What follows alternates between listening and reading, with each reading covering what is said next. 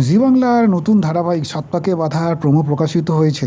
আর সেই সঙ্গে প্রকাশিত হয়েছে আগামী ১৮ই ফেব্রুয়ারি থেকে এই ধারাবাহিক সম্প্রচার হবে রাত ৯টার সময়।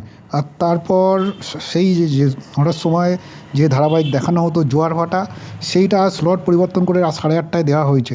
মূলত চ্যানেলের তরফে এটা একটা সাধারণ রুটিন পরিবর্তন বলে মনে করা হলেও দর্শকদের একটা বড় অংশ কিন্তু তীব্র ক্ষোভ প্রকাশ করেছেন এরপরই। জানা যেটা দর্শকদের মত যে আগামী ১৮ই ফেব্রুয়ারি থেকে কেন ৯টার বদলে ৮:৩০ স্লটে দেওয়া হলো জোয়ার ভাটাকে। এরকম একটা ধারাবাহিক যে বেশ কিছুদিন ধরেই ক্রমাগত টিআরপিতে ভালো ফল করছিল। আর এরপরই তীব্র ক্ষোভ প্রকাশ করেছে দর্শক।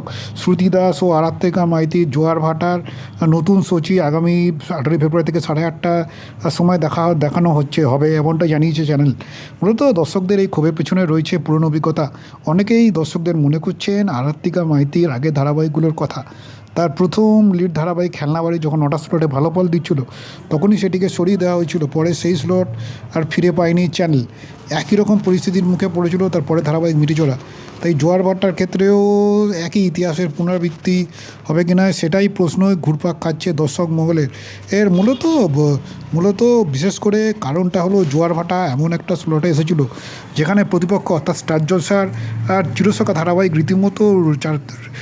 ধারাবাহিকের কাছে রীতিমতো বারবার পিছিয়ে স্লট হারাচ্ছিল জি বাংলার।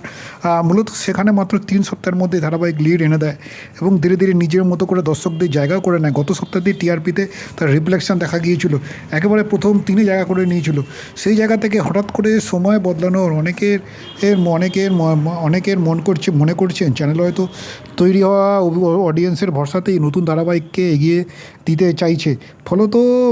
ফলত এই কৌশল বা এই পরিকল্পনা আগামী দিনে কতটা কাজ দেয় তার উত্তর সময় দেবে।